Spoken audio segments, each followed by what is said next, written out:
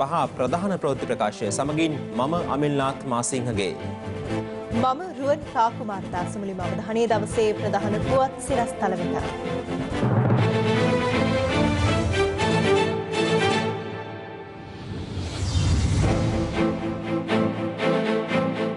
අන්තවාදීන් ගැන පරීක්ෂණ නොකිරීමට හිටපු ජනපති මෛත්‍රී බලපෑම් කළ බව පූජිත් මෛත්‍රී ඉදිරිපිට දීම කියයි. සේවාලාභියෙකුගේ පැමිණිල්ලකට ජනපති හදිසියේ රජයේ කාර්යාලයකට පැමිණේ. සමගි ජන බලවේගය TNA ඇතුළු පාර්ශව 6කින් වෙස්සට එරෙහිව ශ්‍රේෂ්ඨාධිකරණයට පෙත්සම්. හිජාස් හිස්බුල්ලාට විදෙස් අන්තවාදී සංවිධානයකින් මිලියන 13ක් ලැබී ඇතැයි CID අධිකරණයට දන්වයි. උත්සව අයවැයක් කොටකොළ ප්‍රාදේශීය සභාව උණුසුම් කරයි.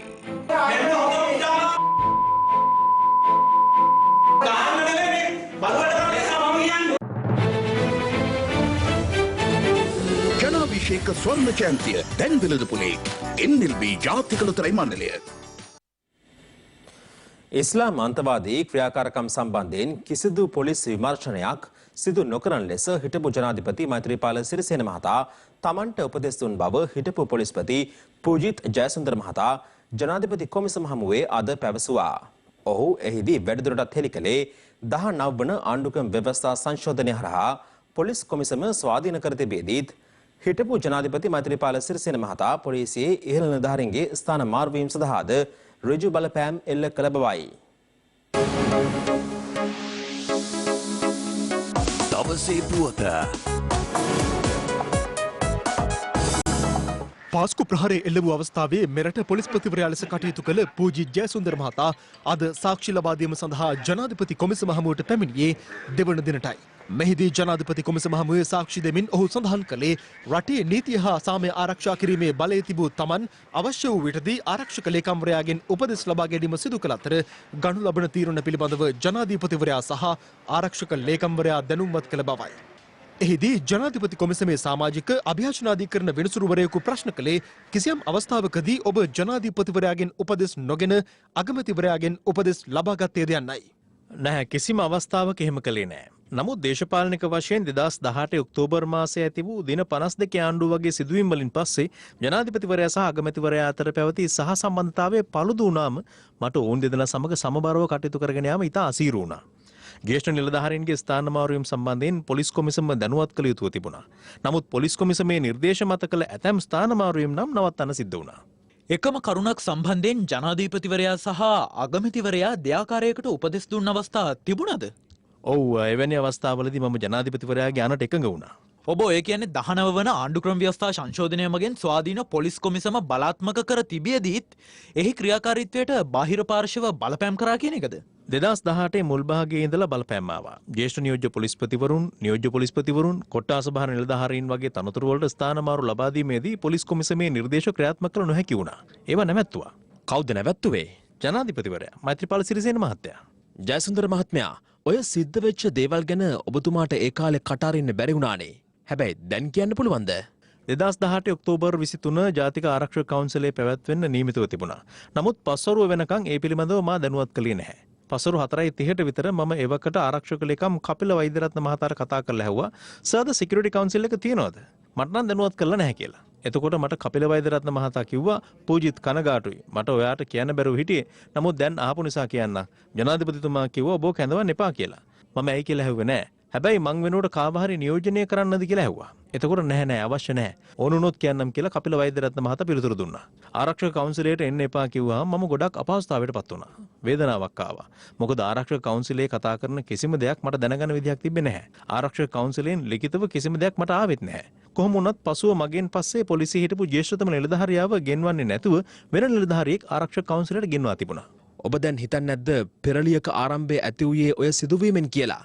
නැහැ, එහෙමම කියන්න බෑ. 2012 2013 වගේ කාලේ ඉඳලා ජාත්‍යන්තර වැති වුණු අන්තවාදී ක්‍රියාකාරකම් වලින් මෙරටට සිදුවන බලපෑම සම්බන්ධයෙන් පියවර අරන් තිබුණා. නමුත් ඉන් පසුව බලධාරීන් පියවර නොගැනීම නිසා සමස්ත ක්‍රියාවලියම පරිහානියට පත් වෙලායි තිබුණේ. නමුත් මේ සිදුවීමෙන් මට තොරතුරු ලැබීම නැවතී යාමෙන් තීරණ ගැනීම කෙරෙහි ප්‍රශ්න ඇති වුණා. ජයසුන්දර මහත්මයා, ඔබව ආරක්ෂක කවුන්සලයට නොකදවීමට හේතු වන සිද්ධිය මොකක්ද? ඔබ මෙපමණ කල් ප්‍රසිද්ධියේ නොකියපු දේවල් තියෙනවද තව කියන්න? IP නිශාන්තද සිල්වාගේ ස්ථානමාරුව තමයි ප්‍රධාන හේතුව. ඊට අමතරව ආරම්භයේ පටන් සිදුවී තිබූ වැරදි වටහා ගැනීම යම් අයගේ වැරදි තොරතුරු මත කරපු වැරදි පුරෝකථනයන් කාගේවත් පව මගේ පිටින් ගියා. සිද්ධිය කියනවා නම් CID නිශාන්ත සිල්වාගේ මූලිකත්වයෙන් පරීක්ෂණ ගණනාවක් කළා. එකක් තමයි හිටපු ආරක්ෂක මාණ්ඩලික ප්‍රධානී රබී විජේගුණරත්න මහතා සම්බන්ධ සිදුවීම. ජාතික ආරක්ෂක කවුන්සිලයේදී සාකච්ඡා වුණා අර නිලධාරියා මේ අයගෙන් පලි ගන්නවා කියලා. එතකොට ජනාධිපති මෛත්‍රීපාල සිරිසේන මහතා කෙලින්ම කිව්වා පොලිස් පරීක්ෂක නිශාන්ත ද සිල්වා අයින් කරන්න කියලා. පස්සේ මම අපරාධ පරීක්ෂණ දෙපාර්තමේන්තුව බාර ජ්‍යෙෂ්ඨ නියෝජ්‍ය පොලිස්පති රවී සෙනවිරත්න සහ අධ්‍යක්ෂ ශානි අබේසේකර එක්ක ගිහින් ජනාධිපතිවරයාට ලිඛිතව සහ වාචිකව කරුණු දැක්වුවා මේ නිලධාරියා මීට පෙර කිසිදු විනය පියවරකට ලක් නොවූ නිලධාරියෙක්. ඒ නිසා එකවර අයින් කරන්න අමාරුයි කියලා. ජනාධිපතිතුමා ඒ කියපු දේවල් ඒ වෙලාවට විතරක් පිළිගත්තා. නමුත් අර මතේම හිටියා. කොහොම හරි ඔය කාලේ ජනාධිපතිතුමා රටින් පිටව යන වෙලාවක ආරක්ෂක ලේකම්වරයාට කියලා තිබ්බා කොහොම හරි මේක වෙන්න ඕනේ කියලා. මට තේරුණා මේ නිලධාරියා මාරු කළොත් ඒක ලොකු ආందోලනාත්මක සිද්ධියක් වෙනවා කියලා. මට කරන්න දෙයක් තිබුණේම නැහැ. පස්සේ පොලිස් කොමිසමට දන්වා යවලා මගේ හිතට එකඟ නැති වුණත් මම මේ දේ කළා. දවස් දෙකකට විතර පස්සේ ජනාධිපතිතුමා නැවත දිවයිනට ආපු දවසේ මම ගියා ගුවන්තොටුපළට ආරක්ෂක කටයුතු බලන්න. ඒ ගිහින් එද්දි මට ජනාධිපතිතුමාගෙන් කෝල් එකක් ආවා. මගෙන් ඇහුවා කොහෙද ඉන්නේ කියලා. මං කිව්වා එයාපෝට් එකේ ඉඳන් හයිවේ එකේ එන ගමන් කියලා. ඊට පස්සේ ජනාධිපතිවරයා ඇහුවා කවුද මේ නිශාන්ත සිල්වා ට්‍රාන්ස්ෆර් කළේ කියලා. මම කිව්වා සර් මමයි ට්‍රාන්ස්ෆර් කළේ කියලා. එතකොට මගෙන් පෙරලා ඇහුවා කවුද කිව්වේ කියලා. සර් ඔබතුමානේ කිව්වේ කීපවරක් ට්‍රාන්ස්ෆර් කරන්න කියලා. එයයි මම පිළිතුරු දුන්නා. මම එහෙම කිව්වේ නෑ. මම සෙක්‍රටරිගෙන් අහන්නම් කියලා ජනාධිපතිතුමා ෆෝන් එක කට් කළා. එතුමා මුල් නියෝගය වෙනස් කළේ ඇයි කියලා ඔබ හේතුවක් දන්නවද? මං හිතන්නේ එතුමාට දේශපාලනික බලපෑම් ආවා. මට විශ්වාසදායක තොරතුරු ආවා සජිත් ප්‍රේමදාස, මහින්ද අමරේර වැනි අය ජනාධිපතිතුමාට කතා කරලා ප්‍රශ්න කරලා තිබ්බා කියලා. ඔබ මෙතෙක් ප්‍රසිද්ධියේ නොකී තවත් එවැනි සිදුවීම් තිබෙනවද? ඔව් ස්වාමීනි. ඉස්ලාම් අන්තවාදය පිළිබඳ ඒ වන විට විමර්ශන කරමින් සිටියේ පොලිස් ත්‍රස්ත විමර්ශන කොට්ටාසය.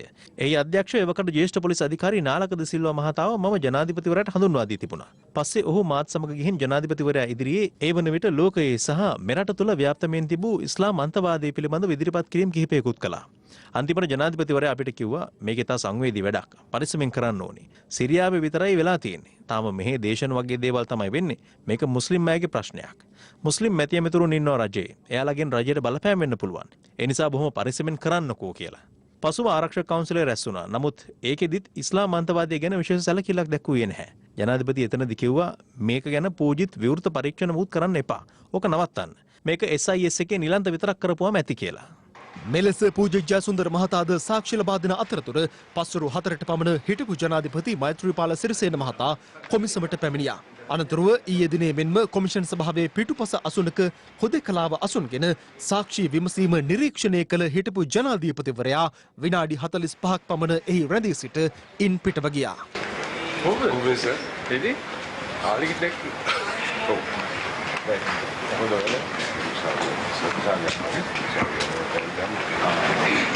මාධ්‍ය රජසත් දක්වනවා මොකද අද ඇයි ඔබතුමාට අද කැඳවීමක් නැතුවත් පැමිණියාද ඔබතුමා අදත් බලන්න දාවේ මේක ඇයි ඔබතුමා අදහසක් දක්වන්නෙම නැත්තේ ඕ දැන් ඇත්තටම යහපාලනේ ඉන්න ඔබ ජනාධිපති හිටිය අගමැතිතුමත් ආවා දෙන්නම ගොළු අත රකින්නවා ඇයි මෙහෙම ගොළු වෙලා ඉන්නේ අගමැතිතුමා කතා කරන්නේත් නෑ ඔබතුමා කතා කරන්නේත් නෑ කට උත්තර නැද්ද ඔබතුමාලට ඒකද කතා කරන්නේ නැත්තේ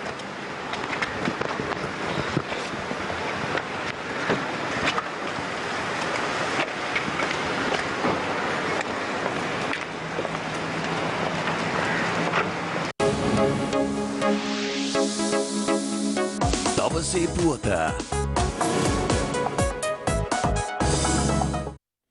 මේ අතර පාස්කු ප්‍රහාරය සම්බන්ධයෙන් විමර්ශනය කරන ජනාධිපති කොමිසම හමුවේ හෙට පෙනී සිටින්නයි හිටපු ජනාධිපති මෛත්‍රීපාල සිරිසේන මහතාට සහ ඔහුගේ පෞද්ගලික ලේකම්වරයාට අද යලි නොතීසි නිකුත් කරුණා. මීට අමතරව කොළඹ අගරාධගුරු පදවියේ සහායක රාධගුරුතුමන්ලා තිදෙනාටද හෙට ජනාධිපති කොමිසමට පැමිණෙන ලෙස නොතීසි නිකුත් කළා. ඒ මෛත්‍රීපාල සිරිසේන මහතාගේ මාධ්‍ය අංශයේ විසින් මතභේදයට තුරුදුන් මාධ්‍ය නිවේදනයක් නිකුත් කිරීමේ සිද්ධිය පදනම් කර ගනිමින් ප්‍රමාණවත් බොද්දේ තොරතුරු ලැබී තිබියදීත් පාස්කු ප්‍රහාරය වළක්වා ගැනීමට ක්‍රියා නොකිරීමෙන් සාපරාධී ලෙස රාජකාරී පැහැරහැරීම තුළින් මිනී මැරීම් චෝදනා සම්බන්ධව හිටපු ආරක්ෂක ලේකම් හේමසිරි ප්‍රනාන්දු සහ අනිවාර්ය නිවාඩු යවා සිටින පොලිස්පති පූජිත් ජයසුන්දර යන අයට එරෙහිව සිදු කළ පරීක්ෂණ අවසන් බව අපරාධ පරීක්ෂණ දෙපාර්තමේන්තුව අද අධිකරණයට දැනුම් දුන්නා.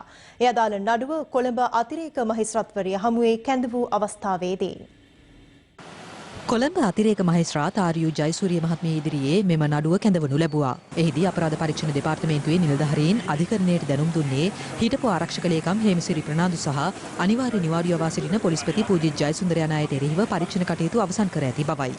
ඒ අනුව ඔවුන් සම්බන්ධව ගත යුතු ඉදිරි ක්‍රියාමාර්ග පිළිබඳ නීතිපතිවරයාගෙන් උපදෙස් විමසා ඇති බැවින් අදාළ විමර්ශන ගොනු නීතිපති දෙපාර්තමේන්තුව වෙත යොමු කර ඇති බව අපරාධ පරීක්ෂණ දෙපාර්තමේන්තුව අධිකරණයට සඳහන් කළා. කරුණු සලකා බැලූ අතිරේක මහේස්ත්‍රාත්වරිය පැමිණිල්ල ලබන වසරේ මාර්තු 17 වෙනිදා නැවත කැඳවීමට නියම කළ අතර එදිනට මෙම පරීක්ෂණ කටයුතු වල ප්‍රගතිය දැනුම් දෙන ලෙස අපරාධ පරීක්ෂණ දෙපාර්තමේන්තුවට නියෝග කළා. මේ අතර පාස්කු ප්‍රහාරයට අදාළව දැනට රැඳවුම් නියෝග මත ප්‍රශ්න කෙරෙන නීතිඥ හිජාස් හිස්බුල්ලාට අයත් සංවිධානයකට කටාරි නීති විරෝධී සංවිධානයකින් අන්තවාදී කටයුතු සඳහා රුපියල් මිලියන 13ක මුදලක් ලබා දී ඇති බවත් අපරාධ පරීක්ෂණ දෙපාර්තමේන්තුව අධිකරණයට දැනුම් දුන්නා. ඒ ඊට අදාළ නඩුව කොළඹ මහේස්ත්‍රාත් අධිකරණයේදී කැඳ වූ අවස්ථාවේදී අදාළ මුදල පසුගිය වසර කිහිපය තුළ නීතිඥ හිජාස් හිස්බුල්ලාගේ බැංකු ගිණුම් වෙත ලැබී ඇති බවට අපරාධ පරීක්ෂණ දෙපාර්තමේන්තුවේ මූලික විමර්ශනවලදී අනාවරණ වී ඇති අතර එම මුදල් මෙරට කිසියම් අන්තවාදී කටයුත්තක් සඳහා යෙදවූයේ දැයි යන්න පිළිබඳවද පරීක්ෂණ ක්‍රියාත්මකයි. මහනුවර බූවැලිකඩ පස්මහල් ගොඩනැගිල්ල කඩා වැටීමේ සිද්ධියෙන් ජීවිතක්ෂයට පත් වූ මාස 1කමාරක් වයස ඇති බිලිදියගේ සහ ඇගේ මව්පියන්ගේ අවසන් කටයුතු අද මහයාව පොදු සුසාන භූමියේදී සිදු කෙරුණා. මේ අතර කඩා වැටුණු ගොඩනැගිල්ල පිළිබඳ සිදු කළ විමර්ශන වාර්තාව එම විශේෂඥ කමිටුව විසින් අද මධ්‍යම පළාත් ආණ්ඩුකාරවරයා වෙත බාර දීමට නියමිත අතර මහනුවර නගරයේ ඉදිකර ඇති අවදිමත් සහ නීති විරෝධී ගොඩනැගිලි ගැන සෙවීම සඳහා තවත් කමිටුවක් පත් කර තිබෙනවා. මහනුවර බූවැලිකඩ සංගමිත්තා මාවතේ කඩා වැටුණු පස්මහල් ගොඩනැගිල්ලකට යට වූ මාස 1කමාරක බිලිඳිය ඇතුළු එකම පවුලේ තිදෙනෙකුට පසුගිය 20 වෙනිදා දිවි අහිමි වුණා.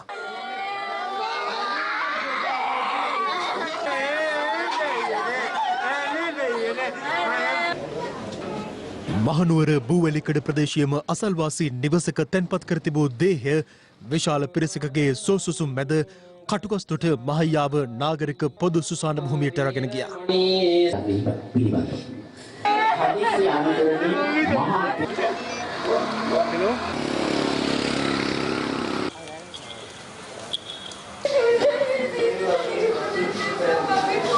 මේ අතර සිද්ධියෙන් මියගිය 35 හැවිරිදි චමිල ප්‍රසාද්ගේ සහෝදරයා විදේශගතව සිට ඊයේ මෙරටට පැමිණියේ සිය සහෝදරයාගේ අවසන් කටයුතු සඳහා සහභාගී වීමටයි.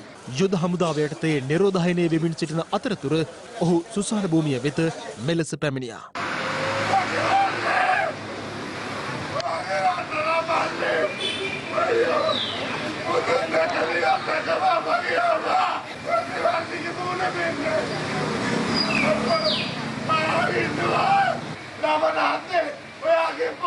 මගේ මල්ලියලා ඉපදෙන්න අපි නවදාමේ මුදු මල්ලිය ඔයාවගේ වන දෙයියෝ මට කන්නේ කොහොමද අම්මයි තාත්තයි ඉල්ලවට ඉස්සරහට අයියෝ දෙයියෝ ලොකු අපගේ හිනාවත් එන්න පුතේ කිව්වට වගේ මේ බලන්න අපේ අපෝ ලොකු අපයි දුන්නේ ඉතින් හිනා වුණා බලන්න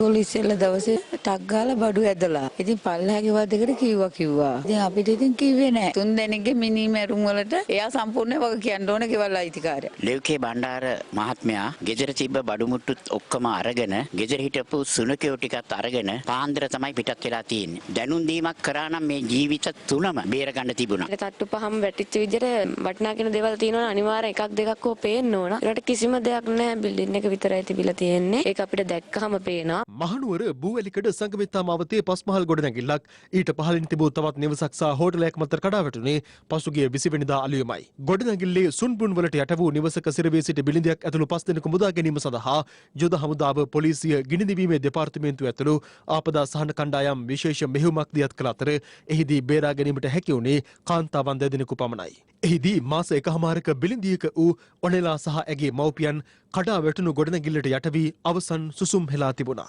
මේ අතර මහනුවර නගරයේ අනවසර සහ අවිධිමත් ඉදිකිරීම පිළිබඳ විමර්ශනය කිරීම සඳහා පත් කර ඇති කමිටුව අද රැස් වුණා. ඒ ඉදිරියේදී අදාළ විමර්ශන ක්‍රියාත්මක කරන ආකාරය පිළිබඳ සාකච්ඡා කිරීම සඳහායි.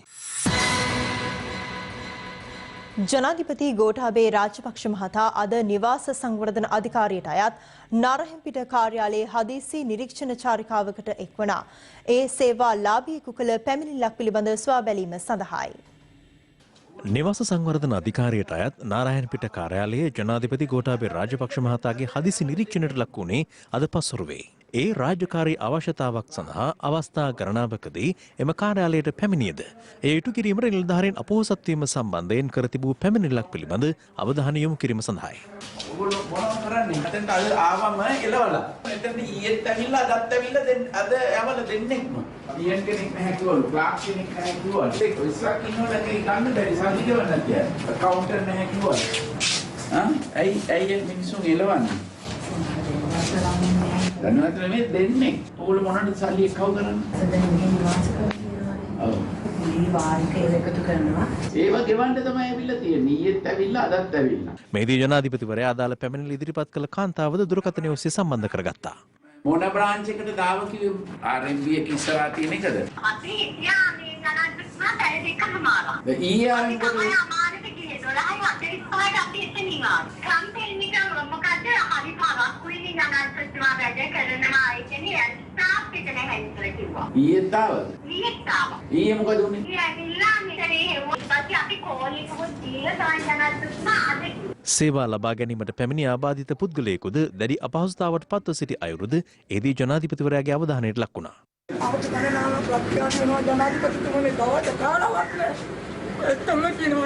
එතන මේ ඔක්කො ප්‍රශ්න මගෙන් මම තමයි මේ ඔක්කො ලියලා දාලා පොලිස් කියලා දින ලක්ෂ එකමාරක්.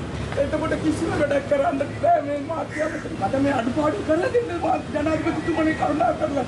ඔබතුමාට තමයි කියන්න තියෙන්නේ මෙතන මම උදේ ඉඳලා ඇවිල්ලා ඉන්නවා තාලමක්. බලන්න টয়ලට් එකක් නෑ එතනම බලන්න මාත්‍යා. ජනාධිපතිවරයා මෙහිදී අවධාරණය කළේ මහජන අවශ්‍යතා කාර්යක්ෂමව හා නොපිරිහෙලා ඉටු කිරීම රාජ්‍ය සේවකයන්ගේ මූලික වගකීම බවයි. පාර්ලිමේන්තුව ඉදිරිපත් කළ 20 වන ආණ්ඩුක්‍රම ව්‍යවස්ථා සංශෝධන කෙටුම්පත අභියෝගයට ලක් කරමින් සමගි ජනබලවේගය හා දෙමළ ජාතික සන්ධානය ඇතුළු පාර්ශව 6කින් මේ වන විට ශ්‍රේෂ්ඨාධිකරණය හමුවේ පෙත්සම් ඉදිරිපත් වී තිබෙනවා.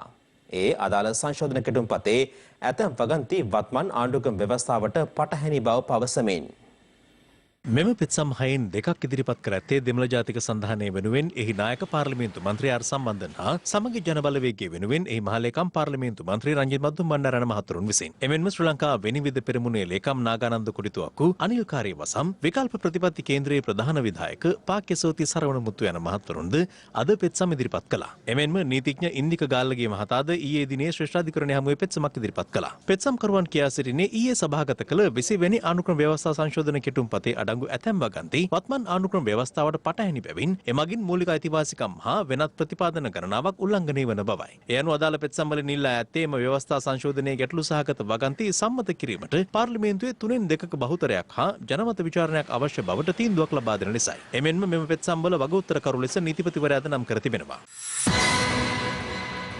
දැන් මැති සභය විශේෂාංගය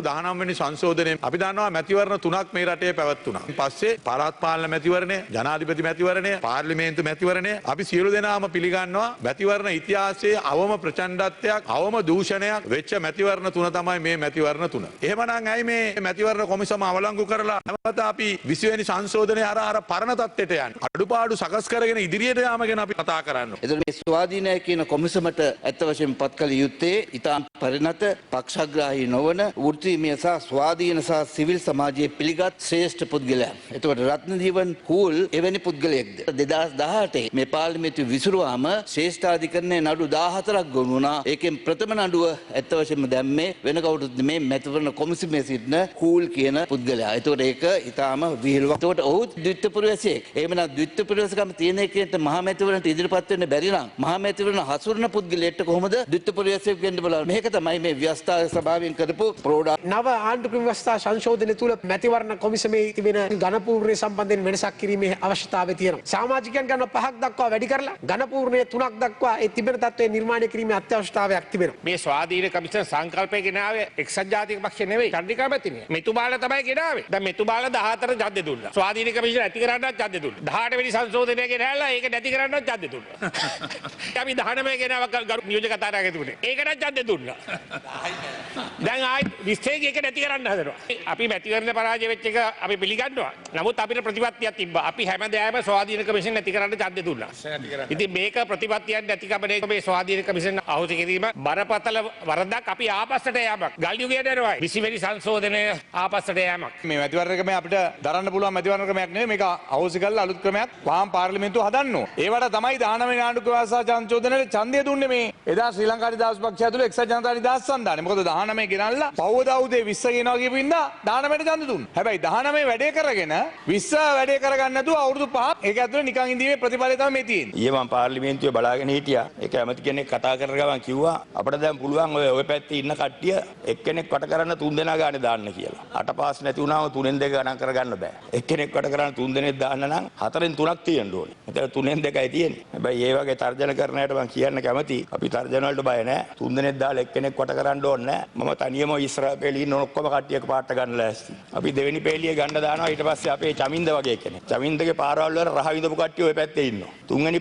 පෙළියේ අර දයාසිරියමත් ඉන්න හින්දා මත්තුමා කරාටෙත් දන්නවා. අපි දන්නවා අපේ ඩයනාගමගේ മന്ത്രിතුමිය. එයා තුමේ කරාටේ කළුපටි තියෙනවා. හමුදාවේ ලොක්ෙක්නේ.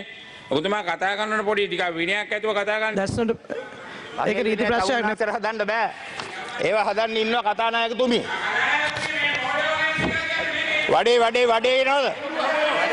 වඩේ. කොහේ යන වඩේකාරයෙකු? මොලේ නැහැ. ගරු මන්ත්‍රීතුමා අදාළ මාතෘකාවට අනුව කතා කරන්න.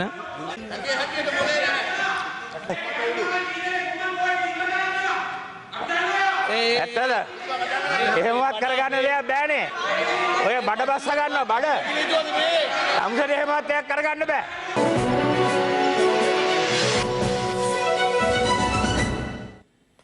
රක්ෂිත බන්ධනාගාර ගත කර සිටින මද්‍රව්‍ය ජාවරම්කරුවෙකු වන බත්තරමුල්ලේ බන්ටි නැමැත්තාගේ සමීපතමින් සිව් දෙනෙකු බත්තරමුල්ල අකුරේගොඩ ප්‍රදේශයේදී අත්අඩංගුවට තිබෙනවා. මේ අතර බස්නාහිර පළාතේ සොරකම් කරන ලද ත්‍රිරෝද රථ සහ යතුරු පැදිසවා විශේෂ පොලිස් මෙහෙයුමක් ක්‍රියාත්මක කෙරුණා.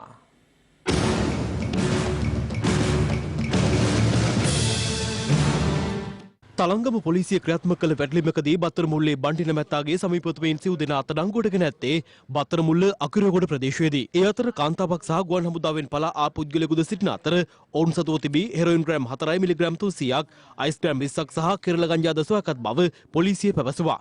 මේ අතර මද්‍රව්‍ය චෝදනා සම්බන්ධයෙන් රක්ෂිත බන්ධනාගාරගත කර සිටින ඉහළගමගේ දර්ශනයවත් ID නැමැත්තාගේ ප්‍රධාන මද්‍රව්‍ය බෙදා හරින්නා හෙරොයින් ග්‍රෑම් 3 මිලිග්‍රෑම් 100ක් සමග අත්අඩංගුවට ගෙන තිබෙනවා.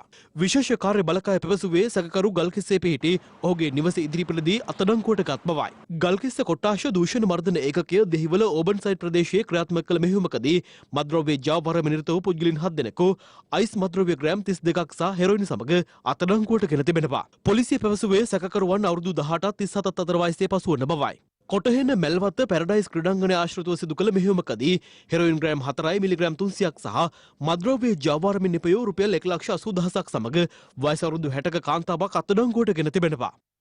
ලුණුගම් මෙහෙර ගලහිටිය මාර්ගයේ කැලෑබද ප්‍රදේශයකදී ගිනි අවිපෙන්වා වෑන් රථයක් පැහැර ගැනීමේ සිද්ධියක් සම්බන්ධයෙන් සැකකරුවන් දෙදෙනෙකු පොලිස් විශේෂ කාර්ය බලකාය විසින් අත්අඩංගුවටගෙන වැල්ලවාය පොලිසියට බහර දීමෙන් අනතුරුව ඔවුන් දෙදෙනා පලා ගොස් තිබෙනවා. කෙසේ වෙතත් ඉන් එක් සැකකරුවෙකු අත්අඩංගුවට ගැනීමට හැකි වූ අතර ගිනි අවියක්ද සමග පලා ගිය අනෙක් සැකකරු සොයා මෙහෙයුම් ක්‍රියාත්මකයි. එම සැකකරු වාහන කොල්ලකෑම් රැසකට සම්බන්ධ බවද පොලිසිය පැවසුවා. පසුගිය වසර 2ක කාලය තුළ බස්නාහිර පළාතේ සොරකම් කරන ලද බවට පැමිණිලි ලද ත්‍රිරෝද රථ සහ යතුරු පැදිසවා අද විශේෂ මෙහෙයුමක් ක්‍රියාත්මක කෙරුණා. ඒ බස්නාහිර පළාත බහර ජ්‍යෙෂ්ඨ නියෝජ්‍ය පොලිස්පති දේශබන්දු තෙන්නකෝන් මහතාගේ උපදෙස් මතයි. මාර්ග බාධක 220ක් යොදා ක්‍රියාත්මක කරනු මෙම මෙහෙයුමේදී ගරාජ් 437ක් වාහන අලෙවිසැල් 292ක් සහ රථගාල් 186ක්ද පරීක්ෂාවට ලක් කෙරුණා. එහිදී යතුරුපැදි 3ක්, ත්‍රිරෝද රථ 3ක් සහ පුද්ගලයන් 5 දෙනෙකුද පොලිස් අත්අඩංගුවට ගෙන තිබෙනවා.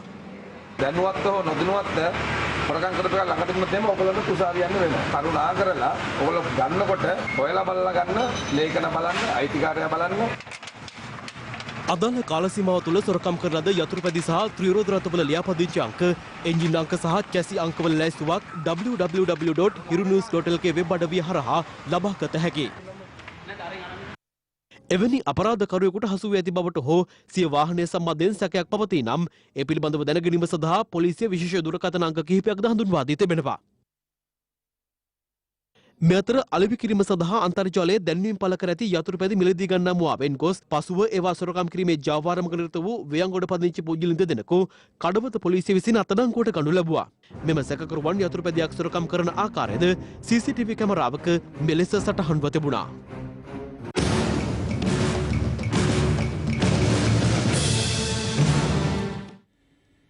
2012 වසරේ වැලිකඩ බන්ධනාගාරයේ ඇති වූ කැරැල්ලේදී රැඳවියන් 27 දෙනෙකු ඝාතනය කිරීමේ සිද්ධිය සම්බන්ධ විමර්ශන අවසන් කර තිබූ පසුබිමක යහපාලන ආණ්ඩු සමයේදී දේශපාලන බලපෑම් මත එම විමර්ශන යලි ආරම්භ කළ බව අනිවාර්ය නිවාඩු යවා සිටින පොලිස්පති පූජි ජයසුන්දර මහතා පිළිගත්තා.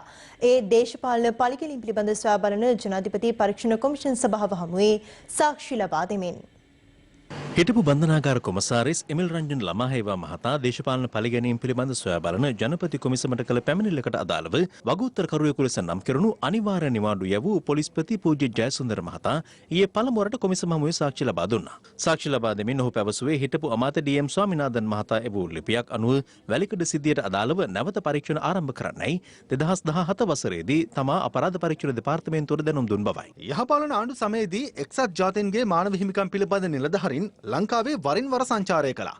2017 වසරේදී එක්සත් ජාතීන්ගේ මානව හිමිකම් පිළිබඳ දෙවන සැසිවාරය ආරම්භ වීමට ප්‍රථමයෙන් නේද වැලිකඩ බන්ධනාගාර සිද්ධිය සම්බන්ධව නැවත පරීක්ෂණ ආරම්භ කරන්නේ.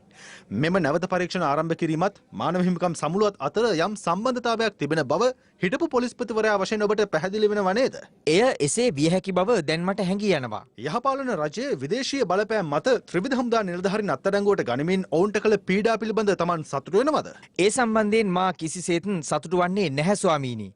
නමුත් එවක රජය පිහිටුවාගත් දූෂණ විරෝධී කමිටුව දුන් නියෝග නිසා මම එලෙස ක්‍රියා කළා. ඒ වගේම මගේ සහෝදර නිලධාරීන්ට කළ පීඩාවන් සම්බන්ධයෙන් මම කනගාටුවට පත් වුණා ස්වාමීනි. මෙතර වඩිවේල් පක්ලිසාමි සහ රත්නසාමි පරමානන්දන් යන අය පැහැරගෙන ගොස් අතුරුදන් කිරීමේ සිදුවීම සම්බන්ධයෙන් සාවද්‍ය තොරතුරු මත අත්අඩංගුවට ගෙන නඩු පැවරීම පිළිබඳ නාවික හමුදා බුද්ධ්‍යංශයේ ලුතිනන් කමාන්ඩර් සම්පත් දයානන්ද මහතා ජනපති කොමිසමට කළ පැමිණිල්ලකට අදාළව සාක්ෂි ලබා දුන්නා. 2018 වර්ෂයේ ඔක්තෝබර් 23 වන දින CID විසින් අදාළ සිද්ධියට තමව අත්අඩංගුවට ගත් බවත් එවක සමූහ මංකොල්ලංශයේ ස්ථානාධිපතිවරයා වශයෙන් කටයුතු කළ නිශාන්ත සිල්වා මේ සම්බන්ධව තමාගෙන් දිගින් දිගටම ප්‍රශ්න කළ බව දයානන්ද මහතා කොමිසම හමුවේ ප්‍රකාශ කළා. අදාළ පුද්ගලයන් පැහැරගෙන ගොස් අතුරුදන් කිරීම හිටපු නාවික හමුදාපති වසන්ත කරන්නාගොඩගේ සහ හිටපු රාජ්‍ය බුද්ධි ප්‍රධානී කපිල හෙන්ද විතාරණ යන මහතුරුන්ගේ සහ එවක ආරක්ෂක ලේකම් වත්මන් ජනාධිපති ගෝඨාභය රාජපක්ෂ මහතාගේ අනුදැනුම සහ බලපෑම මත සිදු කළ බවට සාක්ෂි ලබා දෙන ලෙස පොලිස් පරීක්ෂක නිශාන්ත සිල්වා තමන්ට දිගින් දිගටම බලපෑම් කළ බව දයානන්ද මහතා කොමිසමේදී අනාවරණ කළා. මචං ඔයගොල්ලෝ ජූනියර් අය. ඔයගොල්ලන්ට මේවා වගකීමක් කරන්න නැහැ. කියපු අය කියලා මෙතනින් යන්න යනුවෙන් නිශාන්ත සිල්වා මුලින් ඉතා සුහදව තමාගෙන් ඉල්ලීම් කළද පසුව අසභ්‍ය වචනෙන් බැනවදිමින් බලපෑම් කළ බවත් ඇතැම් අවස්ථාවල තමන්ට පහර දීමටත් උත්සාහ කළ බව දයානන්ද මහතා කියා සිටියා. පාර්ලිමේන්තු මන්ත්‍රී රංජන් රාමනායක සහ පොලිස් පරීක්ෂක නිශාන්ත සිල්වා අතර පැවැත් වූ දුරකථන සංවාදයක්ද එහිදී කොමිසම හමුවේ වාදනය කළා. අපි ඕගොල්ලෝ කැමදාම ඉන්නවා බය වෙන්න එපා. ලොකු දවස්. ඔයා දන්නවනේ ඉතින් අපි ශානි එක්ක සවිසෙන් ගත්ත කට්ටිය. සර්ට අපි ගරු කරනවා සර්. මම තමයි සර් මේ ලසන්ත එක්කමතුංග කීත් නොයා උපාලි තෙන්න ෆෝන් මේ විදිහකින් 11 දෙනෙකු පැහැරගෙන ගිහලා මරපු කේස් එක. ඔව්. ප්‍රදීප් එකනලි කොට ඊට පස්සේ ආයි මේ විදිහකින් සර් මිනිස්සු දෙනෙක් අරන් ගිහලා වාහනේ කෑලි 72කට කපපු කේස් එක. අම්මට සිරි. නේවි සම්පත් සේරම ඔයා නේද කරේ? ඔව් එයා මම අරස් කරේ සර්. Right right. ඒ ටිකේ කොපියක් අපිට ගන්න බෑ කොපි ටික. කොපි දෙන්නේ නැහැ සර්. මම හැබැයි ඒ රිපෝට්ස් ඔක්කොම B වාර්තාව දාලා තියෙනවා. B වාර්තාවට ඔක්කොම දාලා තියෙන මුළු උසාවියම තියෙනවා සර්. ඔය ඔක්කොම විස්තර. රයිට්. උසාවිය තියෙනවා. කරන්න බැරි වෙන මම ලියලා තියෙනවා. හරි. දැන් අපේ මොකද්ද වෙන්න ඕන ඔයාට? මට ඉතින් නියෝගයක් ඇවිල්ලා තියෙනවා. මම ලොකු කට්ටිය දන්නේ නැහැ සර්. මේ මගේ ප්‍රයිවට් නම්බර් එක. ඔයා නිතරම කතා කරන්න මම හැන්දෑවෙත් ඔයාලට මේ අද මීටින් එක ඉවරලත් ගන්නවා. සර් මට ඩීටේල් මුකුත් ඕනේද? මට දැන් මොනවා ડોකියුමන්ට්ස් මුකුත් තියෙනවද? තියෙනවා සර්. පිටු 40 නෙමෙයි පිටු 50කට වුණත් කමන්නේ මේවා කරලා එවන්න. කොහමද එවන්නේ? මම එවන්නද ඔයා එවනවද එනම් මහත්තයෝ? සර් මම ඔක්කොම රෙඩි කරලා සර්ට කියන්න ටක් ගන්න. ඔව් කෙඩි කරලා මේ ડોකියුමන්ට් එකකින් දැස මට වාහනේ එවන්න බෑ සර්. ඒක වෙන කෙනෙක් අතට ගියොත් තොච්චියක් මාලා සීල් කරලා එවන්න. කොච්චරලා රෙඩි කරා? මම ටක් ගාලා රෙඩි කරනවා සර්. උඩ එහෙම වාහනේ එවන්න. WhatsApp එකේ නම් මම වාහනේ එවන්න. හොඳයි. අන්න එහෙම වුණා හොඳයි සර්. අනේ ඔයා බිසි වෙලා ඉන්නද නේද? නෑ සර් මම ඩිරෙක්ටර් මහත්තයාගේ කොන්ෆරන්ස් එකක් තිබ්බේ ඒකට ගියා සර්. බඩු ටික රෙඩි සර්. මොකද කරන්න ඕන සර්? මම එවන්න දෙනන්ද කවුරු? එවන්න. ඔයා මට මේ වාගේ ඔය ෆෝන් එක එන්ගේජ් වුණොත් මට තව නම්බරයක් කියන්න. දිසාන කියන්නේ වාගේ නම්බර කියන්නද? මම ඒක පාසල් කරලා සර් සීල් කරලා තියෙන්නේ. වාහනේ එවන්න සර් මම දෙන්නම් සර්. හොඳයි මම අපේ ඩ්‍රයිවර් මහත්තයා එයි දැන්. එතකොට හොඳයි සර්. එම හඬපටයට අනුව යහපාලන රජයේ දේශපාලනඥයින් සමග අපරාධ පරීක්ෂණ දෙපාර්තමේන්තුවේ ඉහළ නිලධාරීන් පැවැත් වූ සමීප සම්බන්ධතා හෙළිවන බවත් නඩුගොනු වලට අදාළ බේ වාර්තාව දේශපාලනඥයින් අතට පත් කිරීමත් දේශපාලනික බලපෑම මත අසත්‍ය සාක්ෂි නිර්මාණය කිරීමට නිශාන්ත සිල්වා ප්‍රමුඛ CID නිලධාරීන් යහපාලන රජයේ සමයේ කටයුතු කර ඇති ආකාරයත් පෙනී යන බව ලුතිනන්ට් කමාන්ඩර් දයානන්ද මහතා සාක්ෂි ලබා දෙමින් කොමිසම හමුවේ ප්‍රකාශ කළා.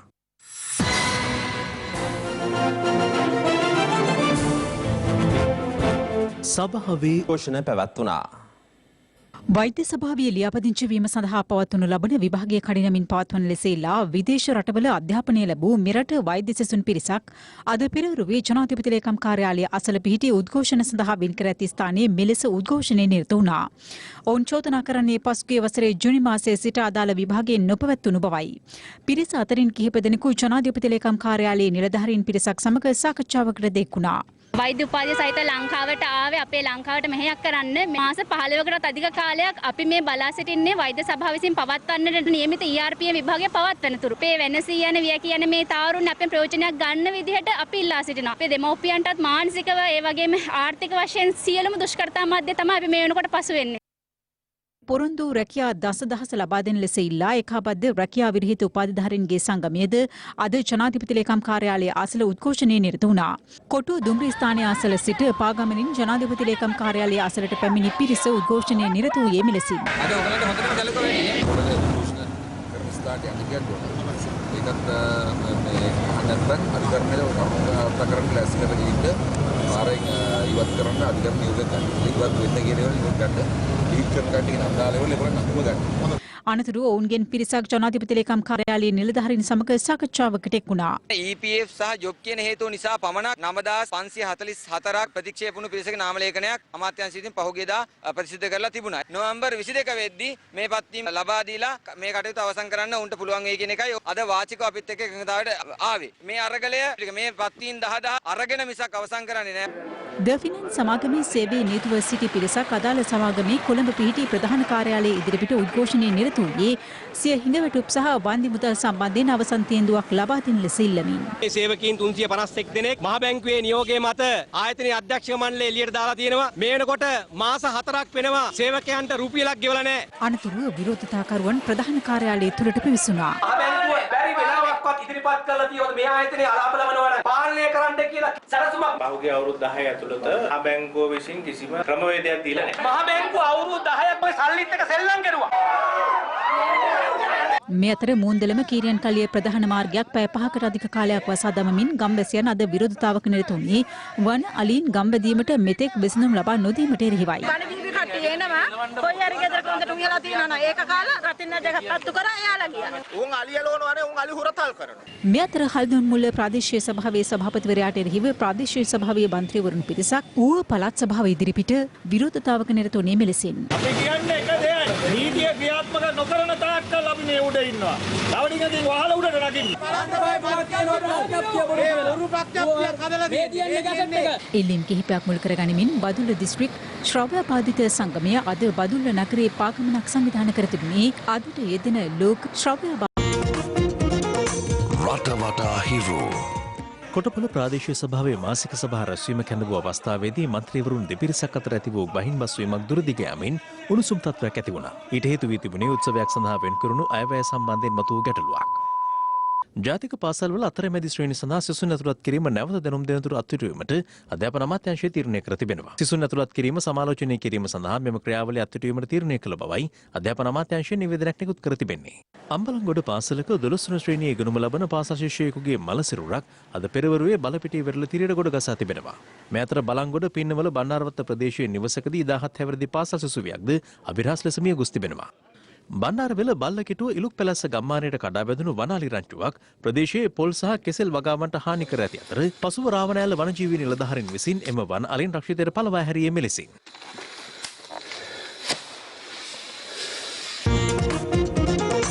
රටවටා හිරු